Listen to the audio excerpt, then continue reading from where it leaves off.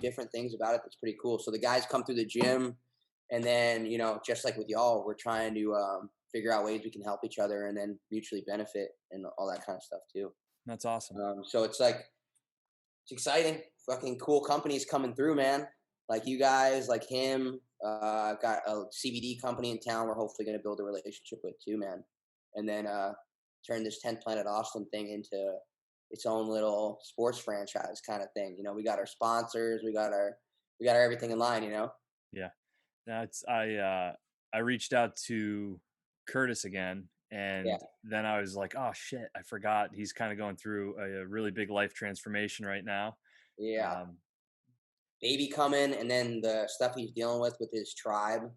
mhm. Um, yeah, he hasn't talked too much about it, but just he went up there to help his people. The Kanatse Indian, I'm pretty sure that's how you pronounce it. Kanatse Indian tribe in Alaska. It has about 1,500 members. Someone on the board of the tribal council, your typical white woman who is making six figures, helping people out, uh, hasn't been helping people out. So he's trying to stand up to the tribal council. Then the people within it that are part of that little swampy swamp they got up there, and are not taking care of the tribe and not providing them with the employment that they should be seeing on the deals that they're making. And then there's a little back door, I own a piece of the company as well, kind of deal going on with each of these people. So it's he's up there fighting his fight, so he's got a bunch going on. But as that settles down, I know you were talking to him about coming on the podcast. He'd be a great guest because he's got a Yeah. long. There's a lot that's brought him to this moment, and the gym is doing extremely well. He's created a really, really strong culture where everyone who comes in from wherever they come in from um, is just like blown away by it. Like it's just such a great atmosphere too. Mhm. Such a beautiful gym, and he set himself up as like the guy who's at headquarters in Texas, who started the HQ Texas because we got a HQ where Eddie is at in LA, and Curtis has now got himself built himself quite a gym, and now it's the opportunities to now build more businesses off of that. And Mhm. he's a really smart guy, and I've learned a lot from him from his leadership style. I was just taking a note on this. It's just like in school, like you learn to learn, um, and it's very anti-entrepreneurial. Just a very like you go into debt, like you go to sit in school for 4 years and not make as much money as you could be making elsewhere. Take up a lot of your time. You're not learning by doing. And one of the things with Curtis is I learned a lot from him of how to do things, how to get things done. And so when he talks about the future plans, like you've got a lot of confidence that he'll make those things happen. Mhm. I've gained a really strong respect for him in just a handful of interactions that I've had. And so his story is one that I definitely want to explore. It's like a modern day Walking Tall with, remember that movie with The Rock? It was kind of based on a true story. Um, Kind of military veteran comes home and cleans up a hometown. But Yeah. no, there's a lot of different nuances to that. But Yeah, no, I know what you're saying. Is that with Curtis, him and I are very like him and I we realized this year that it was time to take jujitsu off the mat and to start using it in the world. And one of the things that's interesting about Trump that is that there's a WWE aspect to everything he does. Is that he's kind of made the media the enemy. He's kind of made himself this character that everyone lobs arrows at, and it's illustrating to people that the media will disagree with him no matter what. I mean, we now are watching the Biden administration or the purported Biden administration. We'll see how the next few days goes. But I have a feeling that there's going to be a lot going on over the next few months. But Trump kind of taught people that, like, when you go on offense against people who have never had to play defense, they don't know how to play defense. And so he's put the tribe in a position where they've really done some things that are, not they've slandered his name. They've and I'm talking about slandering his name in a pretty serious manner. Like they sent letters to the tribe and said he was no longer a part of the tribe because he's fighting with them about what they're doing and how they're profiting, and he's trying to bring that to light. And then in the same respects, like as you and I have talked about, right now I'm dealing with Austin ISD, right? Like I'm dealing with a school district that is not allowing the kids to be in school. And they kind of lied. They lied to the parents. They said at the beginning, at the outset of this year, that there would be on campus instruction starting on October 5th, and then I quote, on campus instruction, and the boys, my girl's kids, have been in school, sitting around doing remote learning from school, and that's what they're calling on campus instruction. The reality is that at the outset of this year, federal and state politicians said that if you don't have an in-person option for students, you're going to find yourself in a position where you're not going to get funding. So they've figured out, and they've showed me as much, and I finally got a response from a principal at one of the schools in town, because I kind of kept poking. I kind of kept sending, "Hey, what are you guys doing? What is this about?" I'll send videos of Dr. Fauci Keep now saying, keep going. I need to fix a light really quick. "Yeah, yeah." Dr. Fauci now saying that kids should be in school. And so, as we know about Dr. Fauci has now held every single position that you could hold on every single issue surrounding coronavirus. So when people say trust the science, trust Fauci, trust whatever, these people have held every single position on this thing the entire time. My positions haven't really wavered since March, since I saw the data. My Yep. position has been, we got to protect old people. We got to get everyone back to life. We got to put people, closing businesses, locking down businesses, continuing fear, keeping kids out of school. All of these things slow down the economy. They slow down everyone's life. They put people in a position where, um, you know, how many suicides have we seen? An increase in suicide, overdoses. People are like, look at the excess deaths. I'm like, the excess deaths, there's a wide variety of reasons. Yes, there's a bad virus going around. It's going to kill some people. Yes, Democrat politicians sent COVID into nursing homes. Yes, people are committing suicides. Overdoses are up. A lot of things are going on. Fentanyl and things of that nature. Fentanyl's been going on for this opiate epidemic has been going on for 20 years, and the same people that care about our health right now haven't cared about that forever. And so what I've realized with this fight I'm picking with this Austin ISD, and if I clip this up and I send this to them, I want you guys to know this: we're sparring right now, and when this is over, we can be friendly. But right now, you've brought a war to everyone's doorstep. And there's something that President James Garfield said. He said, "Of course I deprecate war, but if it is brought to my door, the bringer will find me at home." So what they've done is, we know that remote learning is not working. It's damaging the educational. First off, public education stinks anyway.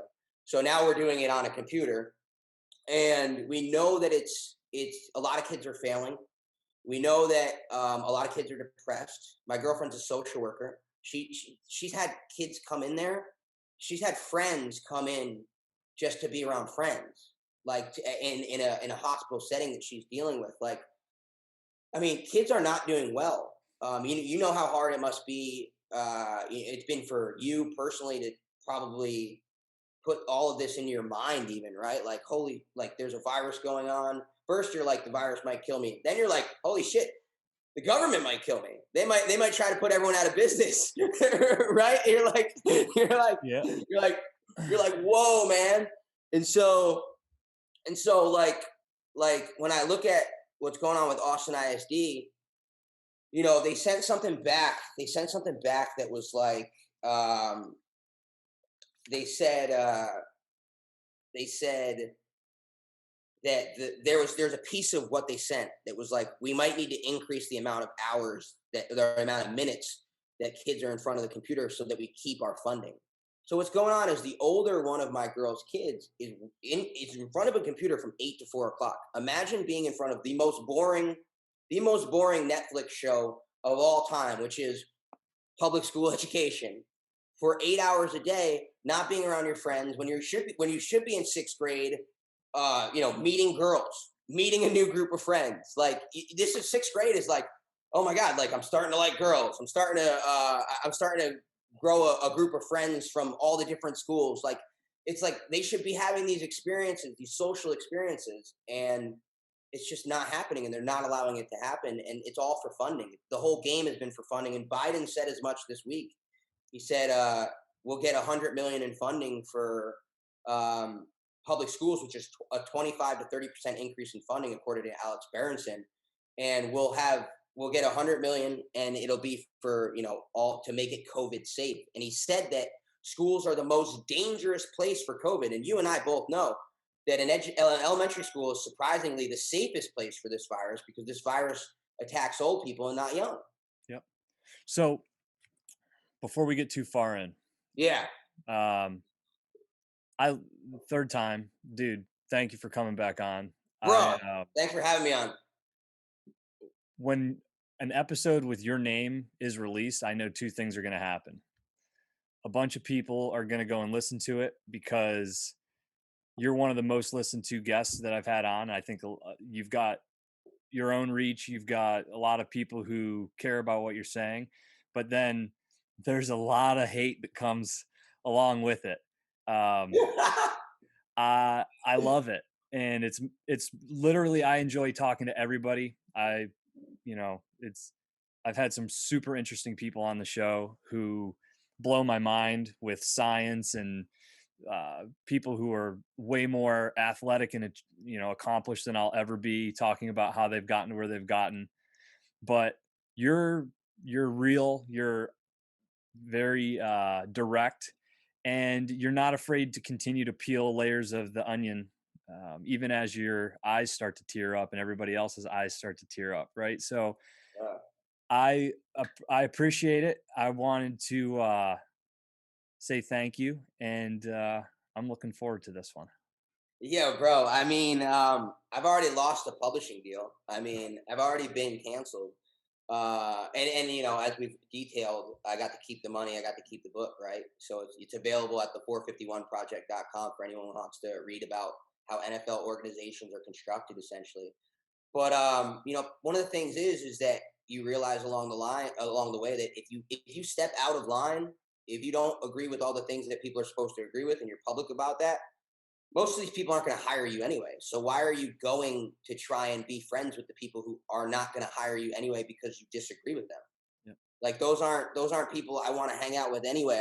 I got a whole entire crew. That's one of the things about jujitsu is, like, we've got people, man. We've got a real community. We got people that we can rely on and that rely on us. And so why would I care what someone on the internet who doesn't know me thinks?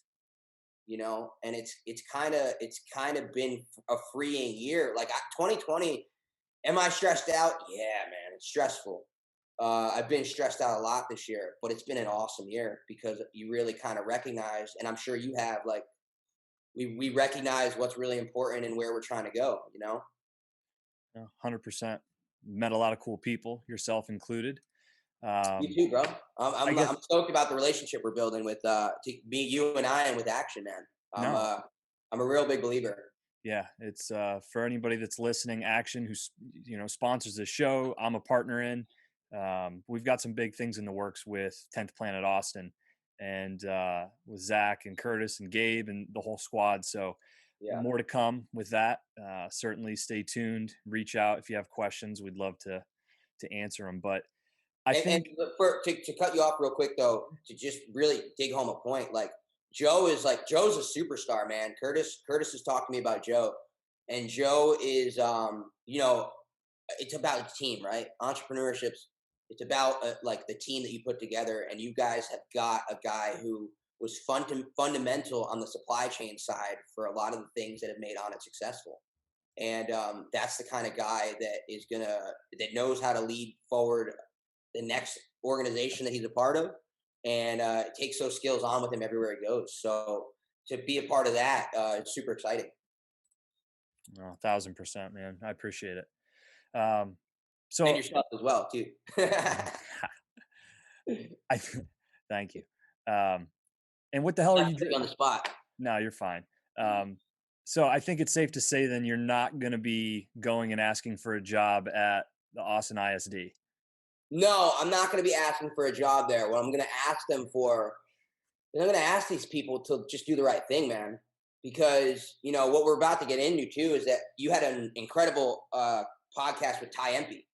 And I just had a great podcast on 10 PATX chats with my homie Adam Fujawa, who is one of the really key guys in terms of building the culture at 10th Planet Austin, in terms of being a successful person in recovery for myself and other people like me. He's a few years ahead of me. I forget the exact amount of. I believe he might be near 8 years now. I'm at 3, and I met Adam just as I was in those final processes of weaning off of opiates. And so to hear you talk to Ty and to hear Adam talk about this, has brought me back into a place where I'm also reading this incredible book that I'd be remiss to not mention, even though I'm trying to hawk my own book, right? The True Tale of America's Opiate Epidemic, Dreamland by Sam Quinones. And man, it's taken me back to just understanding the reality that I lived in for multiple years, for a Mhm. while, man. Like for you start doing opiates. So my story starts at 14. I'm first prescribed ADHD medication. Then at 16, I'm prescribed opiates for the first time after a broken foot ends my junior year of high school football. Um, I played in college, so my goal was always to play in college. And junior year is that year that you prove that you are going to be that guy who's worth a scholarship. And I didn't have that opportunity. So there I am, depressed, taking pills. Then eventually I stop taking the pills and don't realize that I'm in withdrawals, get more depressed. But then there's always this thing I feel like in the back of my head, both wanting that molecule, getting introduced to that morphine molecule that they talk about in this Dreamland book. And he also makes a really good point. He talks about toxoplasmosis, which is that disease that virus, whatever that rats get, that attracts them to cat urine. And so that attraction to cat urine is them literally being attracted to what will kill them. And Mhm. so that experience, letting that demon in the door, that molecule in your brain, is a demon that eventually you're attracted to what's going to kill you. And Yeah. so I spent basically the next 10 years, 11 years building up to an opiate addiction and then building down from it. Because I also realized in talking to Adam, I talked to him about this. It's like I recognize that I built this problem up over multiple years. So a month stay in rehab is just going to be a waste of money. How am I going to strategize how I'm going to get out of this? And so that's one of the other things too is, man, like when I go out and I get heat on me, it's like I've already been in the worst possible place I could be in, like facing death, knowing that if I continue to take opiates, I'm gonna run out of money, and I'm gonna start doing heroin. I'm eventually going to die. So I've already faced death, So and then did you I've faced a spiritual death, and I faced a community death. You lose people within your community in terms of people that are your friends, in terms of like you just don't have relationships with people anymore. You know people who have died. Um, so it's like it's like this build up and this terrible thing that you have to deal with. So there's first that, and then there's also like so I'm okay. I'm okay with dealing with heat, man. Like life's good. Like I've got now I've got a girlfriend. I've got two awesome kids that I'm helping her raise. That they know who I am. They love me. So it's like okay, y'all don't like me. That's fine. Y'all don't really know me. And then also it's like there's this other piece of it too, and I figured out how to get off opiates on my own. So in terms of problem solving, in terms of dealing with issues, like I mean, I've dealt with one of the hardest issues that a person can deal with, which is being addicted to what is heroin. And so when we talk about like dealing with that kind of shit or dealing with a fight with the Austin ISD or whatever, it's like bring it on, man. I've been in fights. I've Mhm. been fighting. I've been fighting since I was born. Like I was born with strep B. I was apart from my mom for the first 10 days. I was a baby. That's been my story I've gotten told from the time I was this tall. So I've been a fighter mentally since then. And so with Austin ISD, it's just like, man, just do the right thing. Because what my intention is if you don't do the right thing, and because there's no plan to get the kids back in school. So if you don't plan on doing the right thing, I'm gonna make sure that everyone in town knows your name, Stephanie Ilizalde. Stephanie Ilizalde is our superintendent. She makes $334,000 a year. She makes double the amount of money of the governor. but she doesn't have the kids in school. She doesn't have a plan to put them back in school. There's no reason for that. I mean, look, I certainly want to look at everything from both sides as much as Yeah. possible, because I don't think anything is completely one-sided, and I think, unfortunately, and I think the hardest part about solving these problems are, in most cases, it's people's own individual intent and will, albeit influenced by mass crowds or, Yes. unrest. But ultimately, there are people in positions of authority who are caving to the pressures. Hmm. Yeah, I mean, you're so much kinder than me, and that's why you're the good balance to. I mean, I'm a nice guy, right? But you get me fired up and you bring a fight, I'm gonna bring a fight back, and it's Yep. like, and that's where you balance me out with this, with me going to the extents I go to, right? And it's Well, that's hold why I on, tell but I just want to say this because I appreciate that.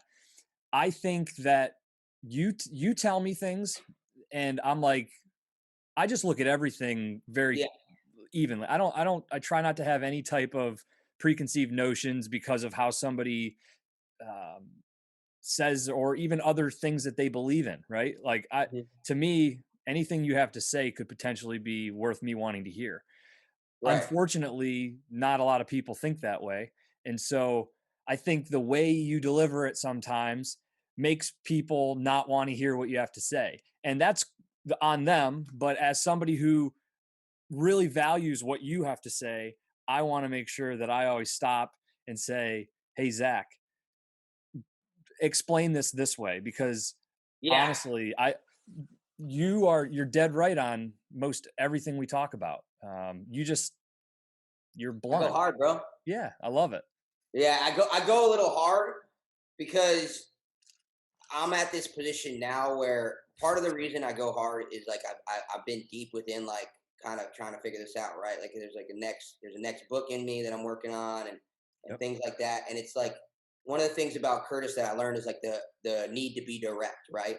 And and sometimes I'm a little too direct because I get the same feedback from people, like and it's like I'm trying, bro. I'm trying, like I'm really, and it's but it becomes to a point where I can understand and I can be sympathetic, but then there's also when you've been in the thick of something, you need someone to take you by the shoulders and shake you and say like, "Hey, like this is what you're doing."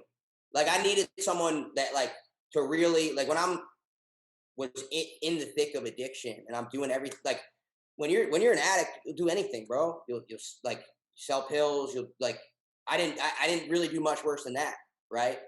And it's like, but when you talk to people, the depths of it, and you got to be hard on people because they're making excuses for themselves Yep. too. Is that like I made a lot of excuses for myself and for my behavior for quite a long time, and so when I'm and this is why it's great with what you just said is just when I'm there's nothing that anyone could do that I couldn't forgive if they apologized for it. And if they took recognition of their actions and if they took responsibility for their actions and the consequences.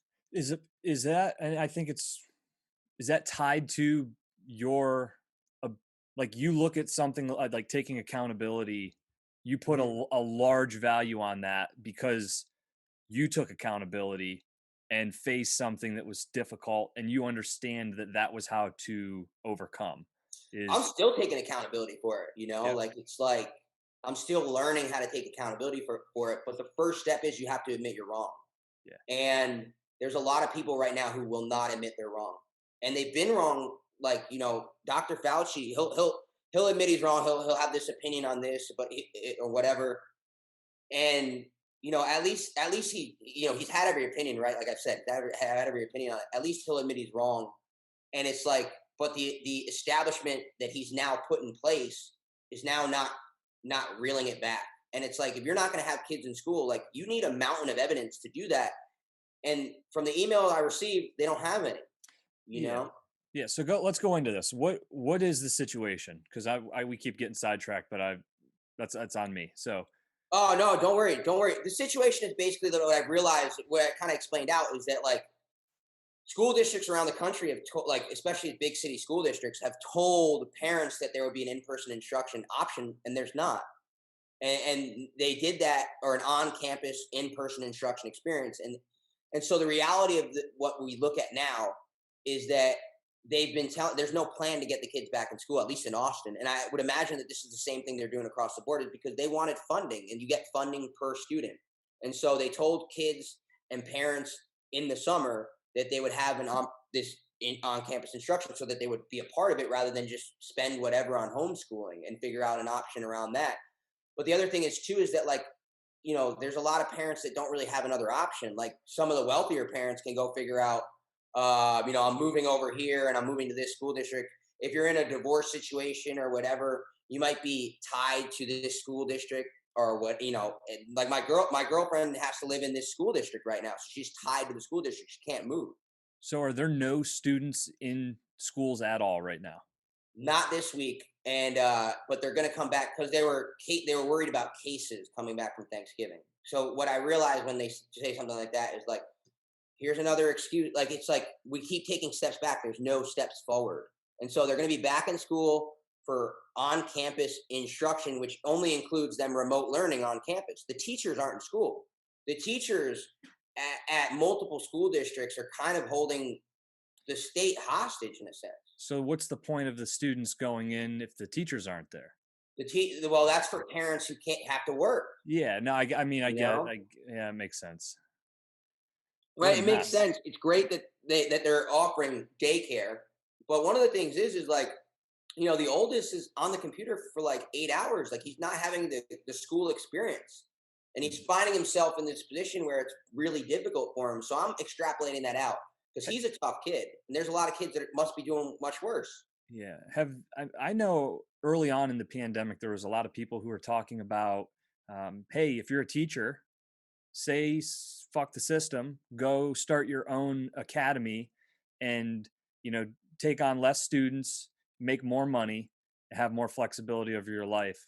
And it sounded like a really really good idea. I think I shared it to like my social media. I saw somebody post about it, but it's like I haven't heard really of anybody, and I'm sure there's people out there doing that, but is that an option in Austin? Are there like smaller private, like where you're actually going to have people like-minded who are like, hey, look, okay, yeah, this is serious, but kids have to learn, and them not learning and interacting is serious as well. So let's get 12 or 15 of them together with a smart young teacher who wants to, you know, engage with people.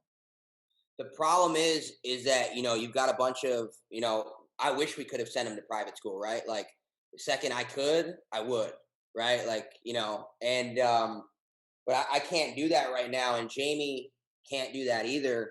um you know you got the other issues at hand too, right? Yeah. Ex-husband, things like that. Um but that they're open. That's the thing, is all the school districts around Austin are open as well. So they all have in-person options. So there's not really any science behind these decisions.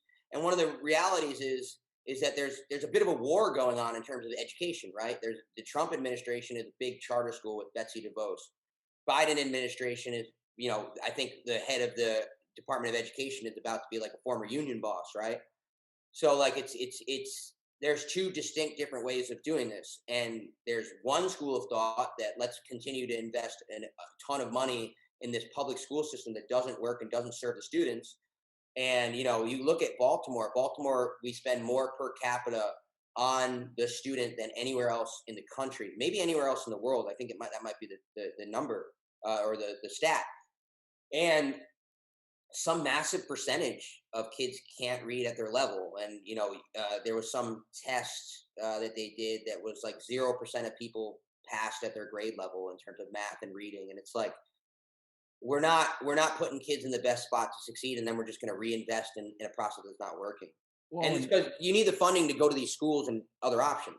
sure. I mean, call me crazy, but what are we now? 10 months into this pandemic, roughly? Not 9 months. Yeah, 9 9 months. months. 9 months. It's Yeah, we been could have had a baby if you and I, because men and women can have babies. If you and I got together, we could have had a baby at this point if we got together on the day that quarantine started. Yeah, no, it's true. I All mean, those quarantine babies are coming, bro. yeah, they are. So, for the people that survived, uh, so I mean, you think about all the people. What was that? What was I saying? I forget. Oh, um, okay, I know where I was going with this. So we're 9 months in. The economy's been decimated. So many people have died from being sick. Too many people have died from being depressed. Too many businesses have been lost because of restrictions and regulations. Schools, now you're telling me stories, all this, all the issues. I mean, I think this is a great opportunity for them to reshuffle the deck completely, because I think like we're trying to just slow down the run of water, and we're going to just be left with a broken system when this all dies down. Instead, I would say let's upheave the whole thing, because the way that schools were set up and education was set up, it's been nothing but a disaster for several years. I mean, why are kids sitting in classrooms staring up at the front like they're in a factory in the first place? That this is an opportunity, because as far as I'm concerned, what do you have to lose? You have people who have dug in so far on either side, and in a lot of cases, I think the decisions that are being made, and I don't have kids that are in the school system, so let me be clear. I'm probably speaking out of line, but a lot of what I see is people who have been annoyed with something about their job for the last 10 years. They don't like that they have to do something. And now COVID gives them the excuse to draw their hard line in the sand and say, I'm not doing it anymore. And so what that's done is it's fragmented everything as well too, because it's the same excuse, but it's different problems because of the excuse. And some of them are legitimate. There's probably a lot of teachers who've given 20, 30 years of their lives, and who are now in the later years that are at risk, and they shouldn't be forced to go into the schools and put themselves at risk and potentially become sick and die. And the problem is, because of all the other whiny 35-year-old complaining people who are yeah, taking advantage of it, they're not only hurting the kids, but they're hurting the actual people who justly inside of the system need protection and need flexibility. But when everybody thinks that there's a free lunch to be had, and there's really no leadership from somebody like that superintendent who you named, who should step in and say, hey, look, people are going to fucking hate me anyways. yeah. So do the right thing. And that's your job. That's why you get paid the 300 and whatever $100,000 a Yeah. year salary, is to take the criticism. But why don't you Make tough take the decisions. criticism in the right, like do the right thing. Don't do the political thing, because either way you're going to get shit, We're seeing the consequence of the college campus come out on into the world. I mean, Yeah. we're seeing, like, Rogan's been talking about it with Dave Rubin, Ben Shapiro, the intellectual dark web, about what was going on college campuses, and now it's in the real world, and we've got people that are not at risk for acting terrified. When I see someone who's young and has zero risk, I'm like, what are you doing? Like, even at this point, even if you live with someone, or know someone who's older and you're around them, we're at the point now where we also, this is one of the things we found out months ago, is that, like, there's no asymptomatic spread.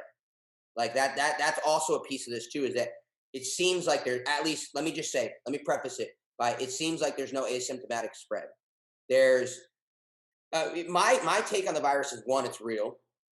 I think it's taking out a lot of people who are in really bad physical health.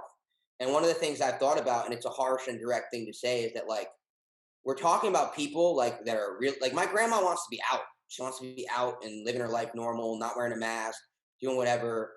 And we're talking about people who are either at the end of their life, or they haven't taken care of their health up to this point, and it's on them to put themselves in shape, to get their lives in order, because this is their wake up call. And if you, like you said, we've had 9 months now. If you're not taking care of your health at this point and making those steps forward, that's on you. And so it's about time we get back to normal. But also, to your point, is that like the young people are acting wild, man. Like they've been so indoctrinated into this system that they still believe these things that you and I like. No, it's just we've been living life. We've been training the whole time with no masks. Like people aren't dropping like flies. Like I know we're healthy at in our groups that we know, but we're not hearing the kind of things that we should be hearing if this was what we initially made that deal with the government of 2 weeks to slow the spread, which I did. I did a month. I changed my life around. So it's like now we're so far into it and we're not doing what we should have been doing the whole time, which is just protect the old people. Like those are the people to protect. Well, And you you know, know, I have a grandmother who's very good health, very young, active for her age. She's approaching 80, and I don't want her being exposed to this type of stuff, but I also feel like she's in fairly good health, and the fact that she's been an active person probably makes it so that when she does come across it, she'll be less likely to contract it in the first place. But it's highly contagious from what it sounds like. And so I would appreciate it if people took,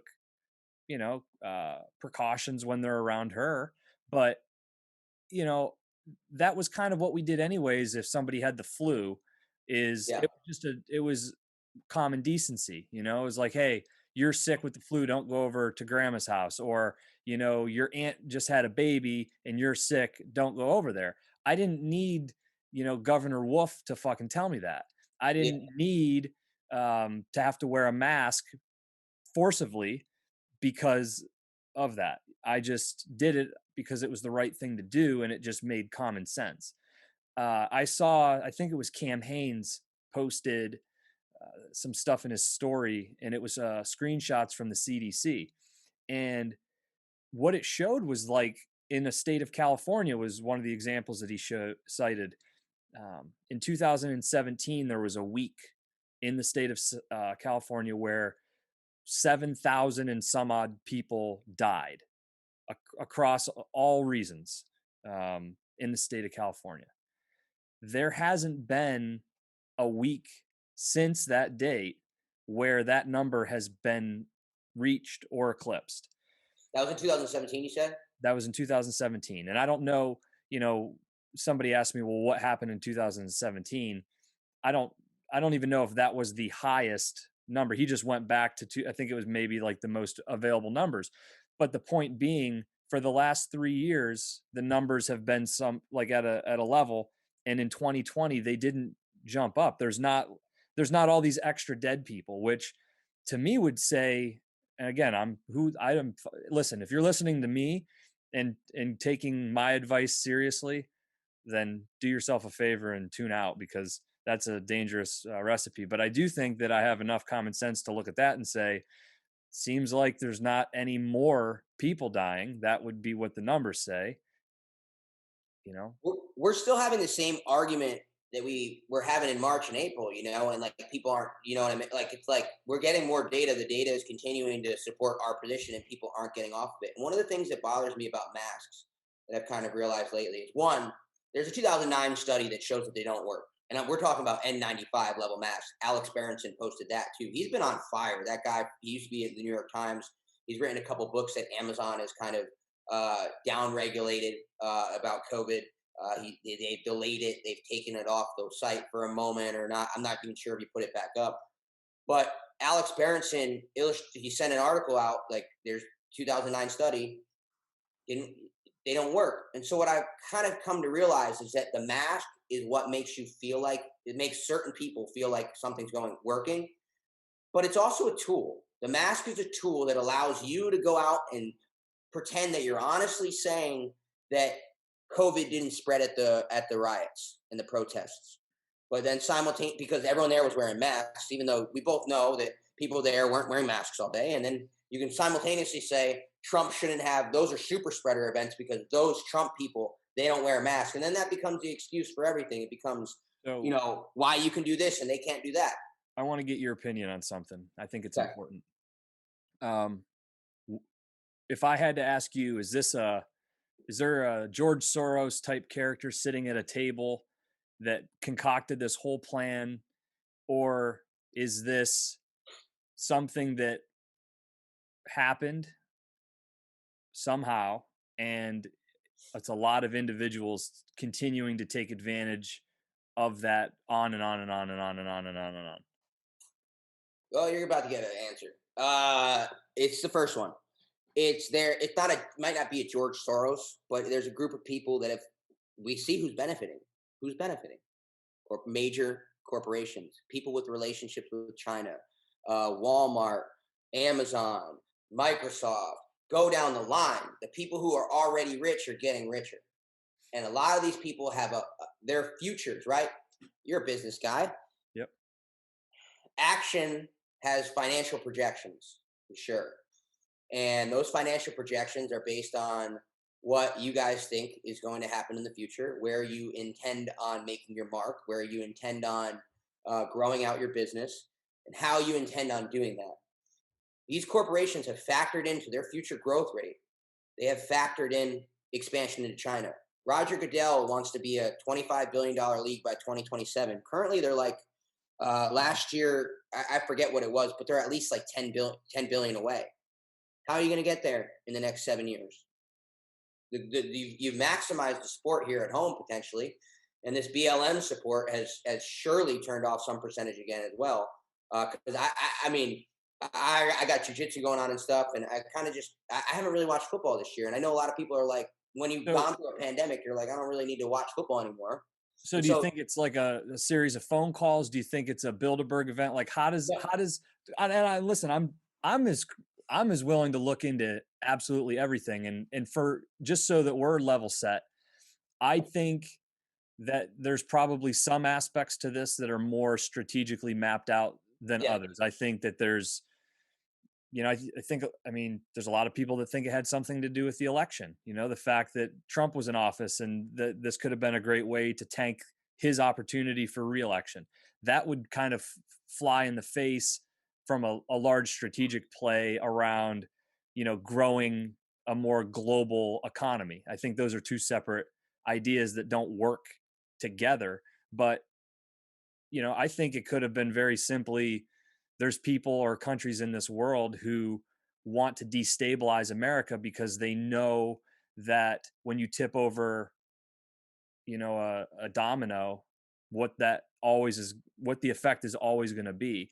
And so I think it's kind of more of that as opposed to, forecasted timelines. But I'm more than willing to listen and hear in. And if you think that, these folks all got on an airplane because Epstein coerced them with little girls and they flew to the center of the earth with a bunch of lizards and Hillary Clinton was there on a podium, I'll fucking listen to you, brother. Like I'll listen to it. Ah, But dude, that'd be wild, right? yeah. I mean, they didn't go to the center of the earth, but so there's things like Event 201. There's other things I've heard about. That people have strategized the post-election. John Podesta has been involved in the process of strategizing for the post-election. Um, they don't want to see a reality where Donald Trump wins. And one of the things a point that I want people to understand is that all of the currently living presidents and their challengers, including John McCain, who passed away, they all are anti-Trump. And so if you're operating under the assumption that both sides are two sides of the same coin that's designed to fuck you, and all of those people are against one guy, maybe that guy isn't so bad. And that's essentially why I'm like, all right, I hope Trump's the answer. Right? What do you think the common thread is then? What is it about him that they hate? If to get like that type of consensus, there's got to be like something. They don't hate him; they're scared of him. It's the same reason people get canceled. It's the same. They're scared of them. It's not that the people who want to be canceled, they don't hate me. They just don't want to. They don't want to. They've got their own issues. They got their own incentives. They've got their own things going on, and they don't want me to distract from their worldview, and they don't want me to crack through their worldview. They don't want their worldview to be attacked. And one of the things with the Trump administration is that he's attacking the globalist incentivized plan, the movement towards it. Like these people are invested in a global world. And Mhm. while that sounds beautiful, it sounds nice, they are importing Chinese speech codes to our country. Like they're not exporting our values anymore because they don't believe in our values.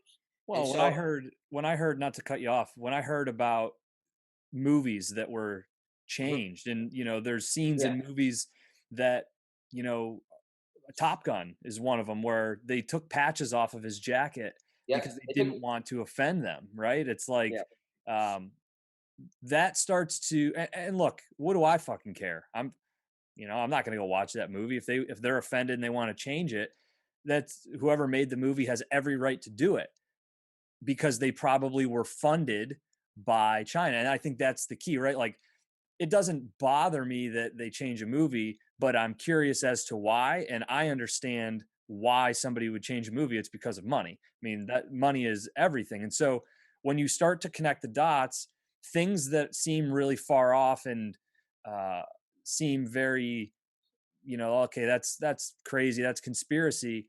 You can bridge the gap a lot closer when you start to understand how things move. And that's why I've kept an open mind. And then 2020 happens, and it's just like, okay, I've had an open mind and I'm still fucking shocked at what I'm watching. And then what I felt happen was like, because things have been so crazy as far as like the organic shit that just like happened, that it's given other people this like false sense of, oh well, it's okay for me to like show my true colors and act a fool. It's like when you're at a party and you would never do certain things, but everybody else starts acting crazy and you just are like, oh, I guess I can do it too. Like, I'm not going to stand out as the person that's up on a table screaming. Nobody, it's not going to surprise anybody because everybody else is doing it. yeah. And I've kind of sat back and I've watched certain people change 180 degrees, and it's like, what? How do you, like, just because the world upends, like, you take it as your opportunity to uh, change completely? And I don't know. It's a strange phenomenon I've seen with people. One of the things is that I feel like I feel like the guy fucking standing on the table, like, yo, what the fuck? Like, like yelling, yo, like maybe I'm trying to calm everyone down. I don't know. I don't know what I'm doing on the table. I'm just yelling though. But I'm like, I feel like from this, you talk about incentives and connecting the dots, right? And like the world's run by incentives. And one of the things that made me feel qualified to start talking about this kind of stuff is that I've dissected the game of football in this financial way, and I've kind of, the books I've written are about like breaking down how you spend money to accomplish an objective, right? And so I got schooled in that. I'm a 10th planet guy, so I'm in the conspiracy realm of these are the conversations that we have at the gym, right? And so the dots aren't hard to connect. Like Curtis and I have been talking about China for like 2 years, and so when this came to be, it was like, oh my God, like they really are connected. Like there's a lot of people, like you're talking about countries trying to destabilize us and take a domino down. Is we are as Ronald Reagan said, we're the last bastion for freedom on earth. We are that place. We are the place that resists all of the socialism, communism, we're still resisting lockdown as Europe goes into lockdown. And look at Europe, man. Like a lot of these European countries are just a step away from China going back into lockdowns and things like that. I mean, California is a step away from China. And what you realize is that like this domino that they're trying to destabilize is they're trying to create a world where the Chinese way of being, where the people at the top have all the control. Trust me, these world leaders are looking at China like, how do we get more control? How do we get more money? How do we get more power? And when you think about, let's tie it to the drug stuff, the relationship that our country has with China is far too friendly in terms of like the established the deep state, right? And the CIA. We know the CIA is rumored to sell drugs, right? I mean, we have this open, like having closed borders. Just to talk about a Trump topic, right? Having closed borders is considered racist now. Every president has said that we need them. They never plan on actually doing it. So now Trump comes in and he's kind of threatening we're going to actually close the border. What comes over the border? Drugs, child trafficking. Uh, you think about I talked to you about it before. 2012, Obama gave the port of Long Beach to China. He just gave it to him right before COVID happened. What happened? Trade deal. Trump's putting together a trade deal with China, and also he took that port back. So, and he's closing the border. So he's doing these things that, to me, strategically, are telling me that that he's doing something good, and there's something shady going on with, at least with drug trafficking. We just saw, I sent you the article about China working with Mexican drug cartels. So people are like, this is a national security issue. The border is a national security issue, always has been. And one of the ways you destabilize Texas and you take control of the country is an open border. If Texas goes blue, you lose the whole country. The whole country goes blue. There's no way to ever win another election. So it's, and I say blue, but it's establishment politicians on both sides. And Trump has kind of hijacked the Republican Party in some respects, according to what I believe and the things that I've kind of gathered. Do you think it's a good thing in hindsight? What? That how he's approached everything, because I've heard, and here's my frustration, right? Right. I would like nothing more than to have all kinds of tops be blown off because we had somebody come in, be the president of the United States, ruffle feathers, not give a fuck.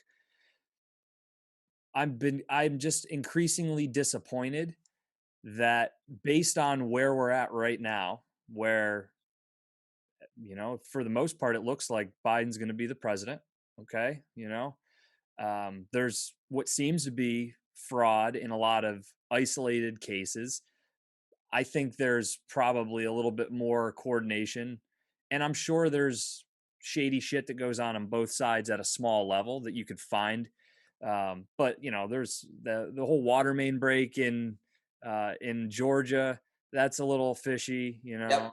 Eh, So I get it, but January he's going to be inaugurated, and I ask myself, what's the play for Trump if all of these things are true, right? They spied on you. You think that if you believe some of the QAnon shit, like there's some deep, deep things that he's about ready to do. He's about ready to do. Hillary's going to Yeah. go to jail. Like, if I'm sitting in that position, because if he doesn't win this election, do you think he's going to have a normal life? If No. there's anything we can all agree on, his life's going to be fucking miserable after this, because he's just going to be they're going to probe the fucking shit out of him. His businesses are going to be under scrutiny. And so he has every reason to blow the top off and just like leave it in a mess. Like in essence, like just say, hey, yep, fuck you. And he seems to me to be the kind of person and personality to do that. Whether you agree with that being the right thing to do or not, I guess what I'm saying is he's the type of personality that is like, I'll just fucking yell out in the room, who's fucking who, your wife's cheating on you, like, and then I'm gonna leave because you guys don't like me. That's Donald Trump. Yeah. So the fact that he's not doing that, it's the same thing with like that lady who, Tucker Carlson was like, hey, show us the evidence. Like, I want to see the evidence. And she sent like responses back and was like, don't reach back out to me. Sidney Powell. Yeah. Yeah, like, and I'm not somebody who thinks that this shit wasn't dirty. I mean, my mother-in-law got a mail-in ballot in the mail for her brother who's been dead for 12 years. So at a Yeah. minimum, the state of Pennsylvania is disorganized. So that in itself should lend us to be a little bit more, maybe have more scrutiny as to what this process was, and not just be so pompous that it's just because somebody didn't win. Like, I don't really care which one of these assholes wins. I do care. I had my opinions and what I would like to see, but life's going to go on. For me, it's about what precedent is set for this country moving forward, because we all still have to live in it after these two guys die. And so, you know, Well, one of the issues I have with it is that, like, the precedent hasn't been set by him. The precedent's been set by the previous administration, right? Like, that's one of the things with all this stuff that's come out, right? Like, is like, the Michael Flynn situation, the spying on the Trump administration, the documents that have illustrated that Hillary Clinton, um, they set up this whole Russia story, the Steele dossier, all this stuff to distract from her issues, from the emails, from all this other stuff. And it became this thing that they could wrap around Trump's neck and really divide the country. So, like, one of the things that I realize, 'cause I didn't vote for him in 2016, and I didn't even vote for Ted Cruz in 2018. I just voted Libertarian both times because I was like, they're both the same. Both parties are the same. But over the last 2 years, there's been some leadership in the Republican Party that said to me, "All right, maybe these guys might be putting up some fight. There might be something going on over here." And one of the things that I realized about Trump at some point is that, yeah, he's boisterous and he's loud and he's obnoxious and he's all these things, right? He's not the hero that we wish we could have, right? We want to have the guy who's unflappable, who is, I mean, I might be loud and obnoxious, but I'm trying to, right? Like I'm trying to be towards and develop towards, like I'm bringing a fight with things, but I'm also trying to, be kind, and I do that in my personal life and all that kind of stuff. And the thing with Trump is that he's in a battle right now. He's been in a battle for 4 years with people who are essentially lying about him all of the time. So when people are like, he's got this personality, I don't like the way he tweets and all this stuff. And it's like, Yeah, no, I get it, but like, why not right now, right? Fuck, man, the guy's got a ton of money. He, if it's as bad as, look, politics are dirty, right? So my point is, if you lost because Biden's team was a little dirty and they rallied the troops, they went and fucking had a ground game, they got a bunch of people who never vote, because we know what is the real percentage of people who vote in this country. There's a lot of white space. There's a lot of green field. So I don't know, go give out Visa gift cards to people in the inner cities and tell them to go vote. Yeah, but you know what? It's dirty, but that's politics. And so Trump can shut up if that's what his claims are. Now, if there's all these actual fraudulent things that you're saying that you have, which you're going and filing lawsuits against and shit like that, like, go take out a bunch of cash, fucking rent some television time, and go give a presentation to the American people, and let's go through all of it, because I think there's a lot there. But like, the for problem is they're not covering it either, though. That's kind of the yeah, issue. but dude, if he made this big spectacle and fucking went and like and announced it, like, I'm gonna take out a $10 million ad spot, like, you could market it in a way where it's like, I'm gonna give you the secrets to everything. I'm fucking gonna, like, think about the leverage that he has. But to me, it's only worth doing that if what you have to expose is really like groundbreaking. It's like a movie. If you had like this actual I've got you card, I think he speculates what we're all speculating, which is it was pretty fucking dirty. But they don't, there's like, if, or maybe I'm wrong, but like, go and drop the fucking hammer, and let's just flip 2020 on its head. I Otherwise, mean, I just, some of these hearings are like, the hearings have been televised. He's had these hearings in front of legislatures, and now some people within the states are fighting to get back to the constitutional solution, which is we don't vote. We have legislators who vote for us. So, which is actually kind of a way that I would imagine might take some money out of politics in some respects if we were just a legislature. Like, obviously, the money's going to get more directed on the ground level at the state level, right?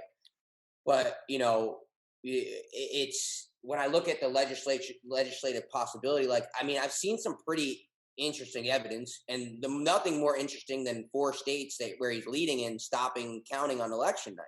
yep. And then in the middle of the night, all these mail-in ballots that we've just been told are going to slant toward. Who told us mail-in ballots were going to be a Biden thing, right? Because there's plenty of old people who probably did mail-in ballots as well, who are Republican too. So we've just kind of been told by the media, who's been telling us about Russia collusion, been telling us Trump was going to be impeached, been telling us about a P tape. I mean, the people, right? Like, I mean, we gotta, Dude, right? let's Like, go on. The fact that they fucking released a story that, and I thought about it at first, I was like, okay, well, I could see that. Like, it was in itself kind of like so crazy, it was maybe believable. Eh, but the thing is that when I talk about Trump being on offense, right, is that Hillary wanted to go against Trump, right? And so, the media helped actually kind of helped create Trump, which is part of why they hate him so much, is that he was never supposed to win. He wasn't supposed to beat Hillary. And so we're talking about a party that calls itself the Democratic Party, and has been accused of rigging the last two primaries. That is some pretty damning circumstantial evidence that would lead me to believe that if you think Hitler is in the White House, which their followers believe that Hitler's in the White House, they know that a guy who stands in the way of their way of making money and way of continuing to enrich themselves on a global scale through all their foundations, their family, Hunter Biden and the Clintons illustrate how the game works. Is you sell influence overseas, and then someone in your family gets paid, your foundation gets paid off, whatever. And so when we get back, we were talking about like that global vision they have. The reason they hate Trump so much because he's a threat, and that's kind of where because he's a loose cannon. He does at least seem to care about America first. And one of the things that drew me to him too is the whole opiate thing, man. Like the opiate thing really drew me to, because he's the only one that's even giving opiates, giving that conversation airtime. And we've had an epidemic going on for 10 years, and these same people who are now telling us about COVID were the ones that kind of set up the scenario that made the opiate epidemic flourish, Yeah. whether it was on the political side or the medical side. So it's he's battling, man. Like it's a war with, and there's a kind of a WWE aspect to it too with him, which is just like these are the enemies, and they've put themselves in such a hole because here we are sitting here laughing about some of the stories that they've told. Yeah. And when I think about the team he has, like Giuliani took down the mafia in New York, so I know I'm gonna give a little bit of credibility to him until I'm proven otherwise. And at this point, I've seen a lot of evidence that's like something happened. Let's see if they come with some with the hitters when it comes time to go to the Supreme Court or whatever. Yep. I mean, I haven't been following the details as far as the court cases, other than when a ruling happens, I'm like, okay, I don't think anything has really stuck at this point. Um, is there, I mean, how many more are out there? Do you have any idea? I don't know. I mean, because it's so hard to follow the entire thing, right? And the path that I've seen, and the path that Candace Owens has talked about too, is that there's a path to the legislature, to having the election that way.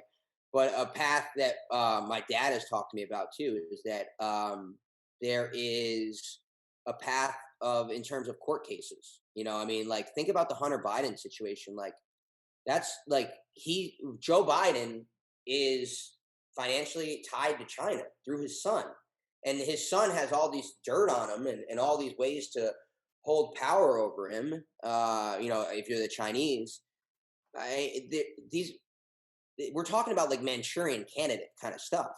Like it sounds crazy. It sounds crazy coming out of my mouth too, as I hear it with my ears. I mean, and it only has to go from here to here. And I know it sounds crazy, but we're talking about like a system that is, it's essentially the sides have been set. And when we talk about the incentives, right? Michael Plaster came on episode 4 of 10PATX Chats. He's our film guy out of HQ, and he's worked in Hollywood. And he talked to me about how deeply invested, or how projects get done in Hollywood. You get investors. China has seeded California with investors who invest in Hollywood movies and get what they want done, and they do that across the board. What we found out through the pandemic is that the Wall Street Journal got, I think it was like $19 million one year from China. The Wall Street Journal hasn't been so favorable to Trump this year either, and they've been pretty COVID heavy too. And so we've got that. We've got the Nike situation. We've got the NBA situation. And people forget that the situation that got the entire world scared was the NBA suspended their season after Rudy Gobert touched every single microphone and then tested positive for COVID. It was like a made for TV moment. And so since COVID has happened, China and the NBA have repaired their relationship. So now sometime in October, Adam Silver talked about the repairing of the relationship between China and the NBA. And What so, sorry to interrupt you, but I was just no, thinking you're as you were good. talking about this, whatever came, and I'm ashamed to not even know this. What happened with Hong Kong? Are there still riots in Hong Kong? No, no. The week that the BL, That's like very interesting timing as well too. Like thank you the for bringing that up. the threat against communism from within, right? Like Hong Kong finally standing up. That was big talk. I mean, even Daryl Morey from the Rockets and all the shit that that caused when he brought, gave some support to Hong Kong and said, "I stand for the people of Hong Kong," and then they had him retract all that, and he's no longer with the organization. He left. Yep, he got fired. He did get picked up by the 76ers. So I was gonna say I don't even think he's hired yet. But to that point, the week that there was a big week in Hong Kong where China really just kind of, it was like the final, it was like now we are in control of Hong Kong was essentially the and when you say I'm ashamed to not even know, bro, it's But it the like whole disappeared. You know what I the mean? It's whole show. That's the thing, is this whole show that's gone on. COVID has become the excuse, and the riots in the summer, the protests in the summer, they have become the excuse for, or the thing that distracts us. And then they also become the excuse when Nancy Pelosi is asked about the Hunter Biden laptop. She says, "No, I'm talking about COVID right now." But the first week of June, Hong Kong basically came back under control of China. What happened during the first week of June? We were all looking at our phones and our computers as cities were being burnt, as peaceful protests were happening, and all those kinds of things. Everything, that entire show that went on.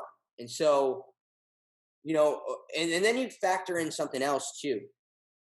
I just saw a video Scott Adams posted about China was using TikTok to target Americans they felt would be sympathetic to the BLM Antifa cause, and they targeted them with TikTok videos that taught them how to riot. And so there's a lot there. Like there's a lot of events happening, incentives behind events that kind of illustrate how this year was a really big show. It was an event. I don't call it the pandemic, I call it the event. When I write about it, when I talk about it, I don't call it the COVID pandemic, I call it the COVID event. Because, you mentioned, like, it sounds crazy that, it might all be about the election, but all of this stuff put us in a position where we had mail in ballots, and that was rationalized in these states under the guise of the pandemic. It was also rationalized that Republican poll watchers had to stand 25 feet away because of the pandemic. And so like, they got mail in ballots, Republicans are fighting for voter ID while Democrats are fighting for, we don't even need signature verified. So there's too much smoke. There's got to be a fire somewhere. And I'm talking about the event. I'm talking about the election because there's just too much. There's too much for there not to be something there. And the problem is that it's not, rather than it being on the news, which would be a great story if they really wanted to just get ratings for telling a great story. It would be a great story to tell. But instead, it's me and you trying to, get this conversation out to people yeah. about, hey, something might be going on. I'm in the camp of something's fucking going on, man. And I got the tinfoil hat on and all that. And you're in the camp of, I think something's going on, and you're balancing me out. But we both in this, like, something might be going on. Well, something's definitely going on. I think for me, it's to what level. I try to.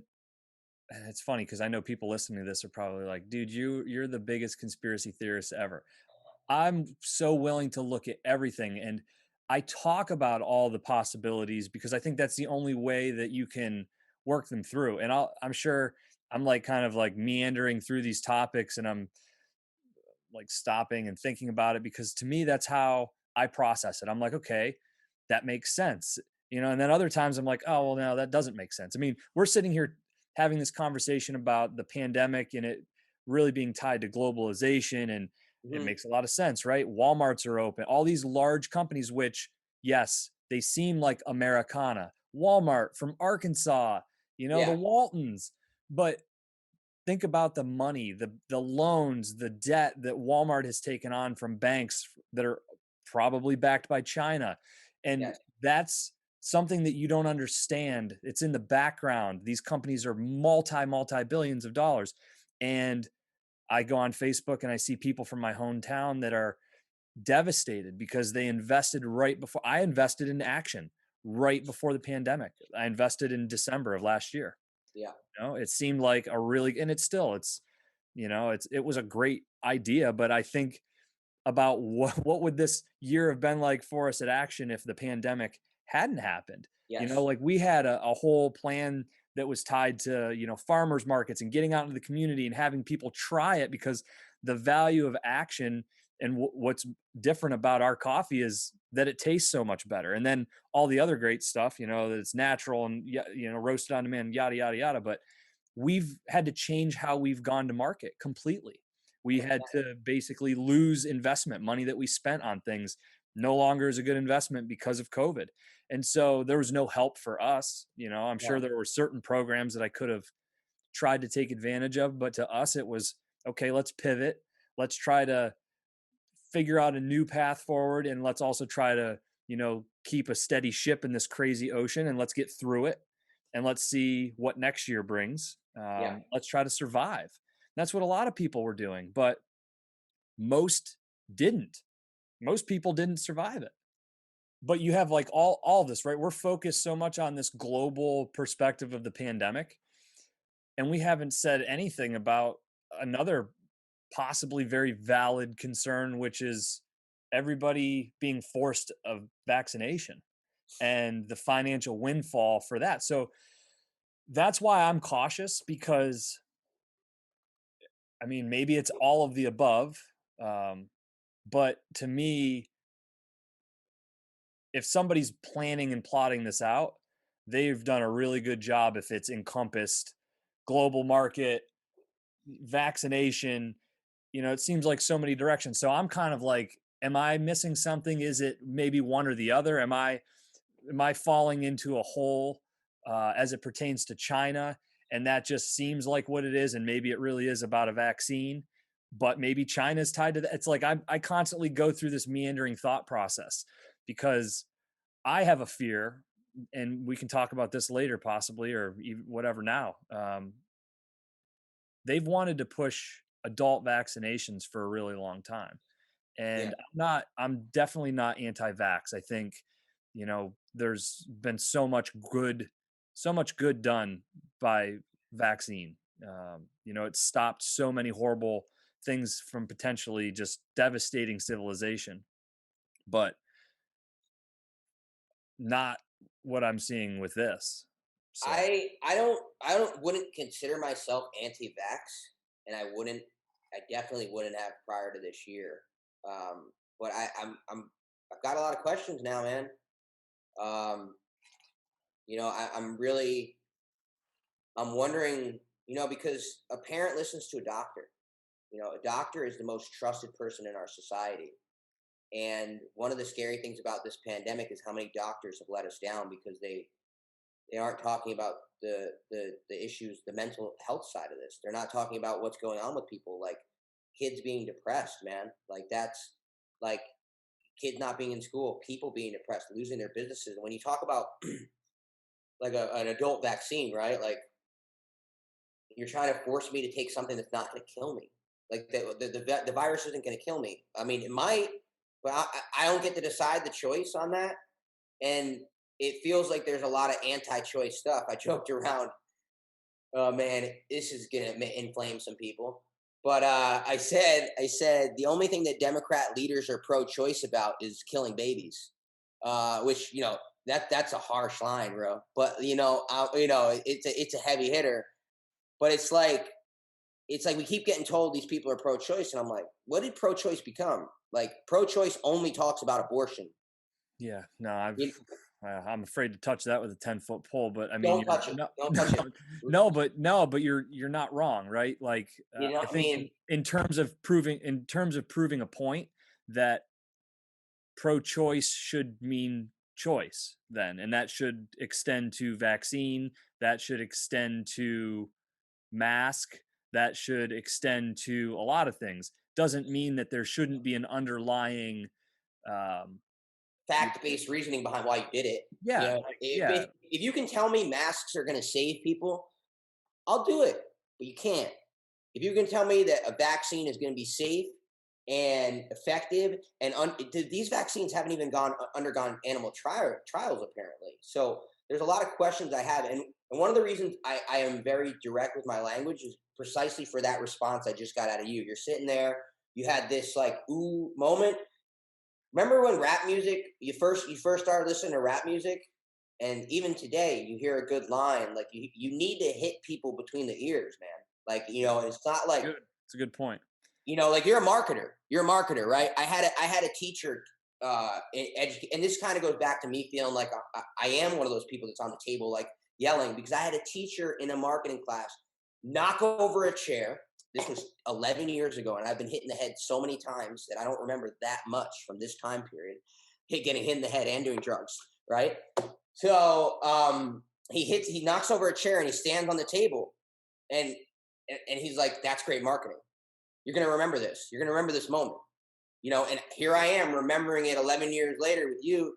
And the realization is that, like, things, people get loud, they get obnoxious because they got it. They're trying to bang through your eardrums and get inside your brain and hit you with some truth. Like, when you hear Takeover by Jay-Z, man, like, when I listen to that, I'm like, that's my shit, because he really hits you between the ears. And you talked about banks and debt and Walmart, and those are really important points, because there's dual factors going on. Is that there's a global, there's the World Bank, there's the Federal Reserve, there's these global actors who have a vision of the future that includes China.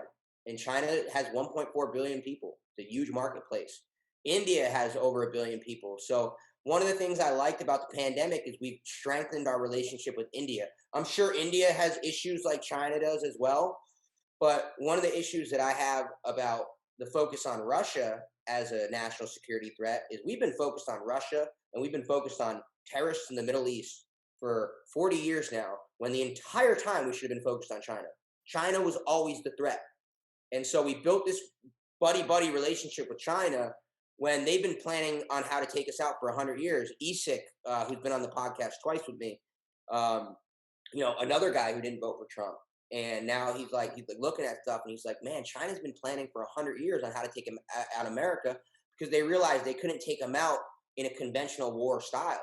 And this is where the jujitsu side of me comes in, right? It's like there's an unconventional war going on, and that unconventional war is that there's a psychological war.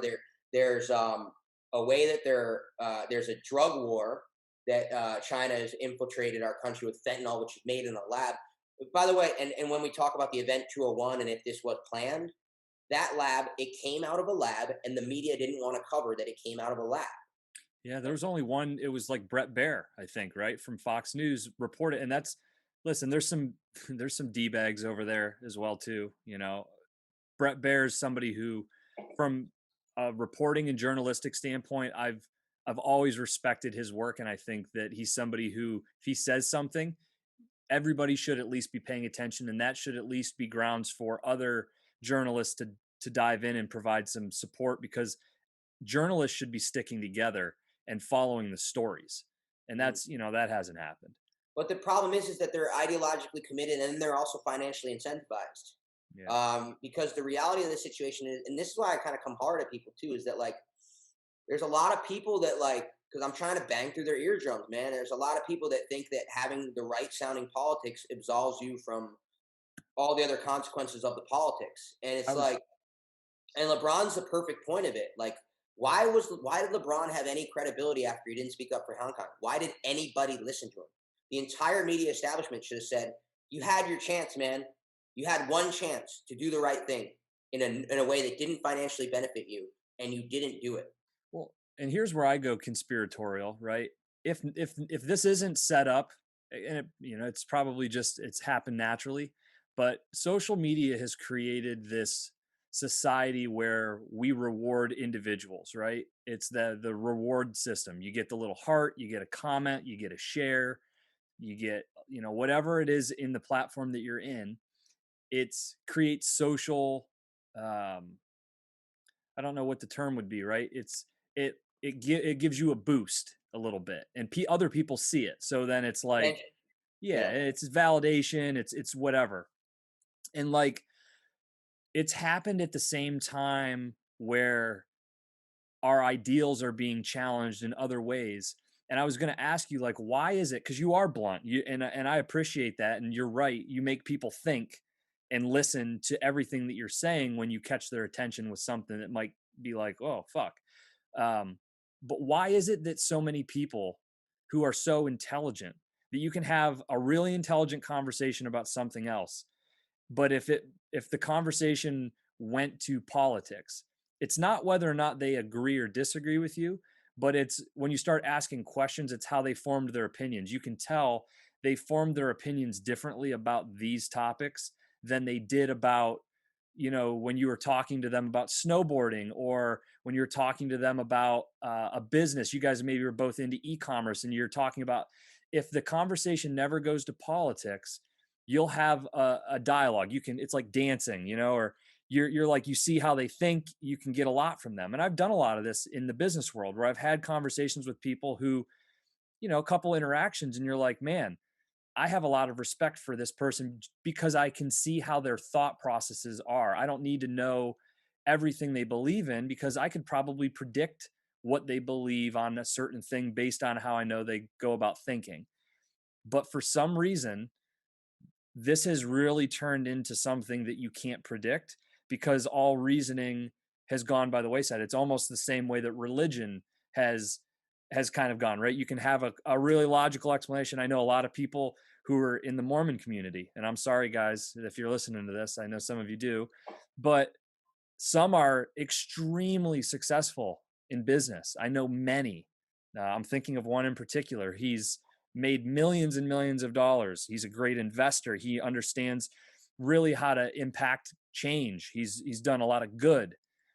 But if you try to talk to him about why there's some holes in his thinking from a religious standpoint, all of that reasoning goes out the door. And it's like you're talking to somebody who no way, shape, or form could have ever amassed the level of success that he did in business, because it's not the same way he thinks about things in business. And so I wonder from you, like, what is that? What do you think that is? Because that's how we're going to change the world, is how do you communicate with those types of people who have given into Yeah. the easy way of thinking, This is perfect because it's on the topic of how I came to be who I am right now. So it's kind of like the topic of recovery too, right? What you're talking about is a religion. These are people. It's like leftist thinking, woke politics has become a religion for people who think they're too smart for religion. Essentially, it's a religion. They believe things on faith. They believe things that aren't true. Granted, right? Like maybe this election fraud thing isn't real. Maybe I'm believing something that's not true right now. But if you can come to me with some evidence after the fact, and as this plays out, and after this plays out, I'll come to you and I'll be like, damn, they got me. I guess they got me. But these are still people. People are calling Trump supporters cult members who still believe that there was Russia collusion when there's documents out that show that there's not. The same way that Catholics used to call gay people evil and you're going to go to hell, right? I mean, Right. it's no different. Well, there's a piece of that too. There's a piece of the people who don't agree with them are infidels. The people who do not agree with leftist politics and woke politics, they're infidels. That is precisely why they are okay with canceling them. It's why they're okay with this stuff, because they're they look at them as the people that are outside of what is allowed, and that is a religion to me. Because when you cancel someone's ability to pursue income, they think they're not communists, but you're just a step away from killing that person, whether they go down the rabbit hole of depression, or addiction, or they can't feed their family, dude. I think I told you before, but I had people that, like, when I illustrated the connection between Black Lives Matter and Antifa, and I got in an argument with some people in football Twitter. I had people in my DMs saying that I hope you're eating out of a garbage can next week. So these are people who think that they have the right politics, and they think you have the wrong politics. So it's a religion to them, and it has all of the feelings of a religion.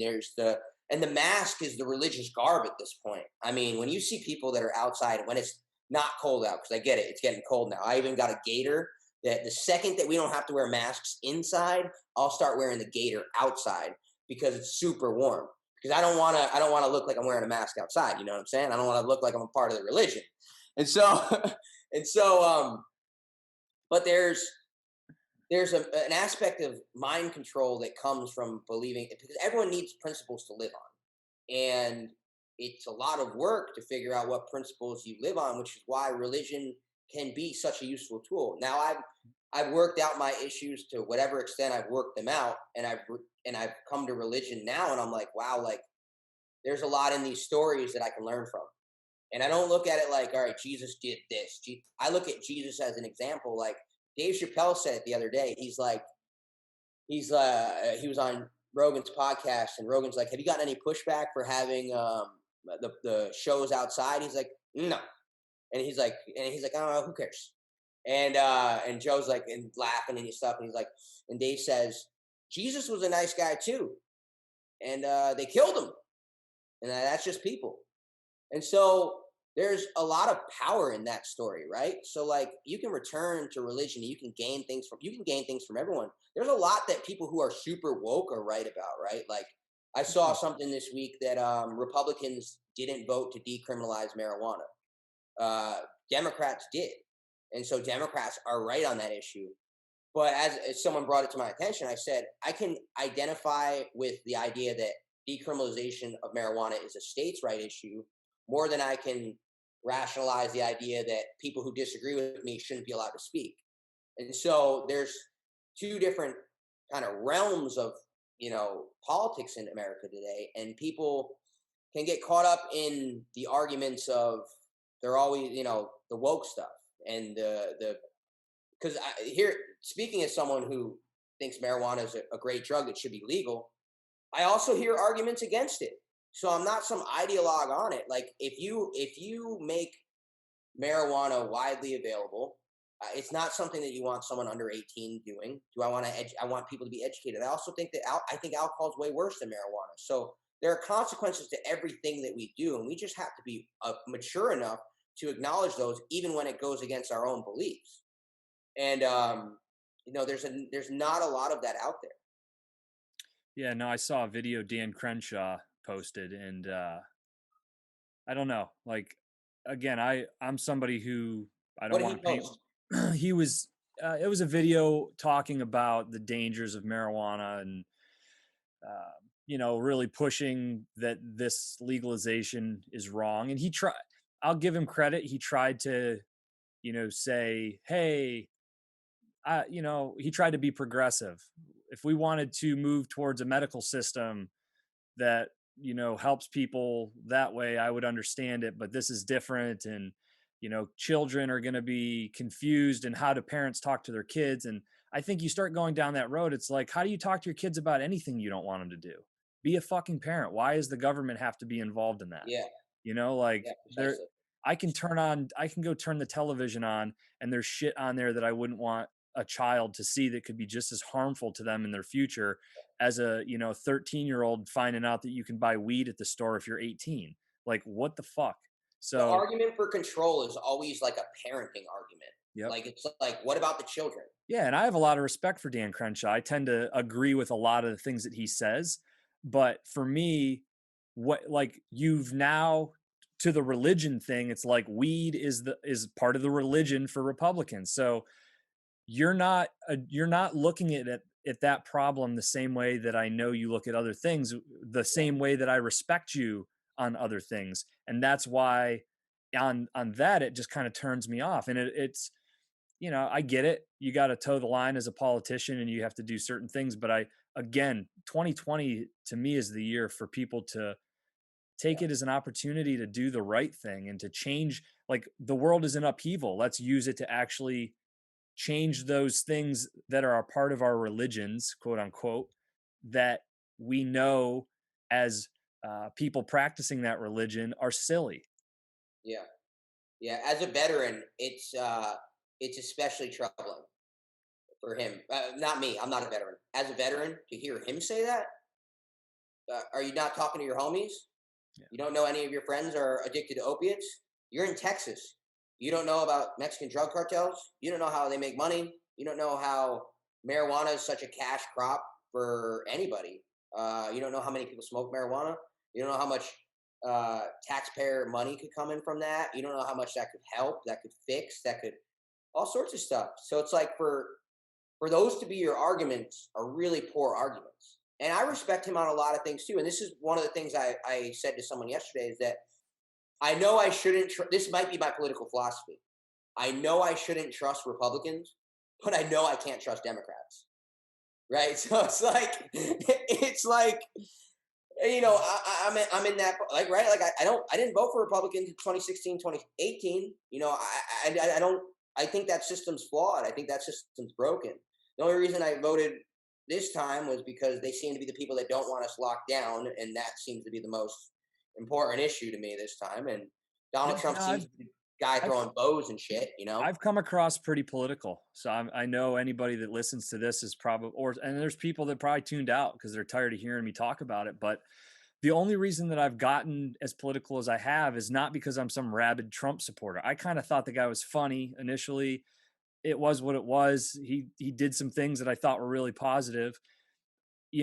For me, my support of him in the election was really because of by default. It was Yeah. he was the only thing that was really standing for all the shit that I was really concerned about. The assault on the Second Amendment, just this massive leap of progress that was it it was like we're not going fast enough. So like everybody got together and said, well, look, if we bum rush to the front of the line, they can't stop us all.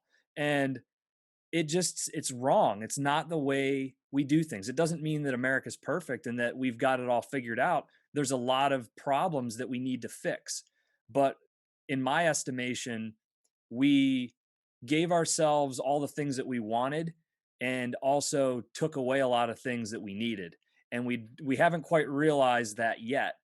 And when it starts to hit us, we're going to blame a bunch of other things. We're going to blame a lot of other people.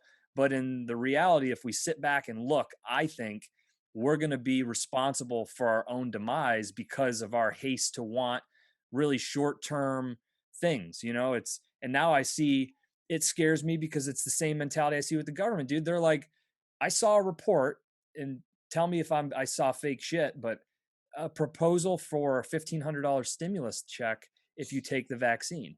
Yeah, I saw that proposal too. I mean, I heard that story. Right. that's wrong to me. One of the aspects of our society is that we might just be at that point where we're just too comfortable as a country. Like people have been kind of into this opiate days of comfort, whether they're on opiates or not. There's a really good quote from that book I talked to you about, Dreamland. In heroin addicts, I had seen the debasement that comes from the loss of free will and enslavement to what amounts to an idea, permanent pleasure, numbness, and the avoidance of pain. But man's decay has always begun as soon as he has it all, and is free from friction, pain, and the deprivation that temper his behavior. And in my book, in the latest one, Caponomics, How NFL Champions Are Built and Dynasties Are Destroyed, on the 451 Project, I talk about COVID. I mean, I don't talk about COVID. I talk about there's a book about why the Ivy League schools became really good at football because they saw that their kids were becoming soft. And there's this piece of jujitsu that I see as an opportunity as a society to get away from being so soft. And one of the things is I think we have it too easy, man. Like people are, and we have it too easy in some respects, but at the same time, we also have it really difficult in a lot of respects. But like as a culture, even though we have right, we're in a debtor system, right? Everyone's got debt, everyone's got credit card debt, they've got student loan debt. They're under a mounting amount of pressure, and it gets to the point where they don't really have any other options other than we need more stimulus, we need this, we need things, give me things, I need to be comfortable. That's one of the things too. I talked to you about live not by lies, right? It's just like we've gotten to the point, and that's by Alexander Solzhenitsyn. And he talks about we've gotten to the point in his time, and he's the author of Gulag Archipelago, a book that Jordan Peterson mentions often. And people will do whatever they need to do for their daily bread, like for their daily ration, for their whatever. They'll silence themselves. They'll take whatever's coming. They'll take a vaccine for $1,500. You could convince people. People are screaming for more stimulus rather than screaming for the economy to open. The solution isn't more stimulus. We're devaluing the dollar. I saw some crazy stat that like 23% of the dollars that exist today were printed this year.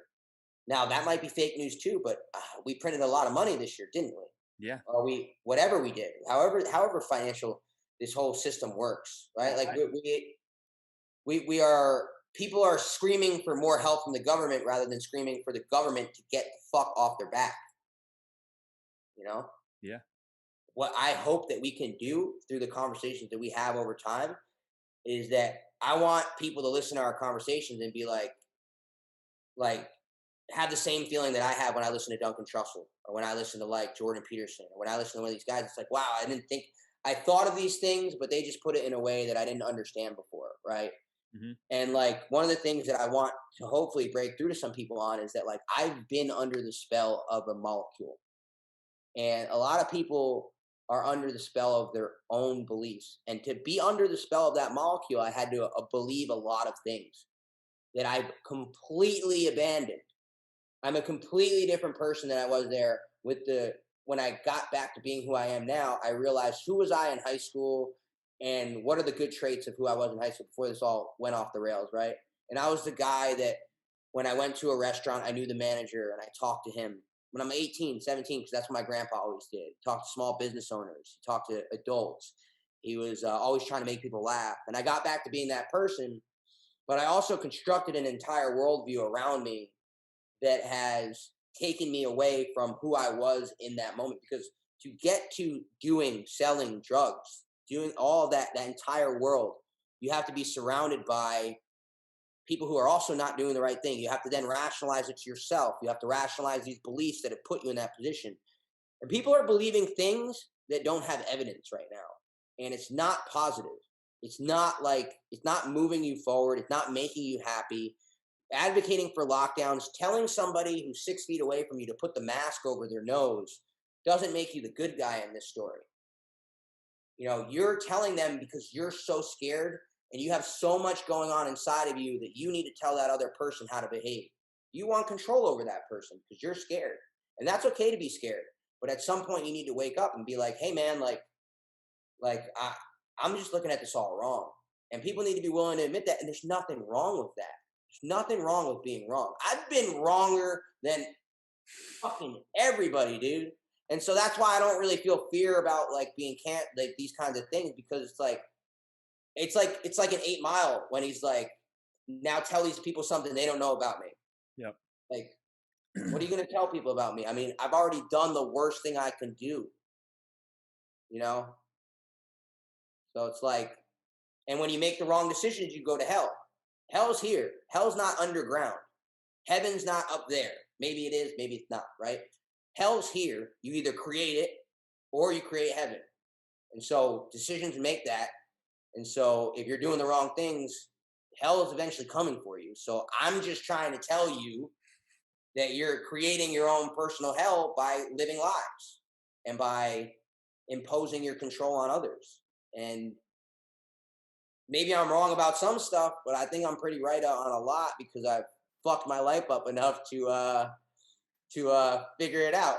Well, you're not wrong about a lot of things, Yeah. and when you are wrong, to your point, you've always been willing and vocal about what you've been wrong about, and that's why I continue to listen to all the other things that even when I'm like, okay, Zach's on one today, like, but I've because of that, I still look and I've learned a lot of things and I've changed my perspectives on a lot of things, and it's why I'm excited for the fourth time that you'll be coming on this show in the future because we'll dive into even more stuff. One of the things I want to say is I'm super stoked about action. You and Joe couldn't be more supportive of how crazy I am and the 10th planet culture and all those kinds of things. And I just feel like you guys are really moving in the right direction. So to be a small part of that and be like on like peripherally on the team and building our way into being a part of the team is super exciting. And I think that you're going to do a lot of really good stuff because it's just the interview style of, you ask good questions. I've listened to a bunch of them now. You're a Appreciate it. thoughtful guy and you ask good questions and you understand. I had this conversation about Joe Rogan. Is that me and my girl have it? Is that I know his role. His role is to be what you're doing, and is to hold space for all ideas and to be as open minded to whoever's talking as possible and to kind of let them go. and you do a really good job about it. Sometimes I get annoyed with Joe because he's on this or that, but the role that you're taking on is you're doing a tremendous job with it, man. And I love listening to him, and I'm looking forward to listening to Elias. Thank you. I appreciate it. I do my best. I'm far from perfect. I'm learning a lot. Trust me, I go back, I listen to all of these. I cringe sometimes, Yeah, but we I all do learn. it at Yeah, but I ourselves. Yeah. learn. So it's an evolution. There's more coming, whether people like it or not. So uh, It sounds like appreciate they're you. liking it though. Yeah, no, they are some. I get some. I even love the people who hate it. Trust me. Um, all right, I'll dude. catch you Well, later, brother. I appreciate you hopping on here, and Yeah. yeah, we'll catch up. Thank you.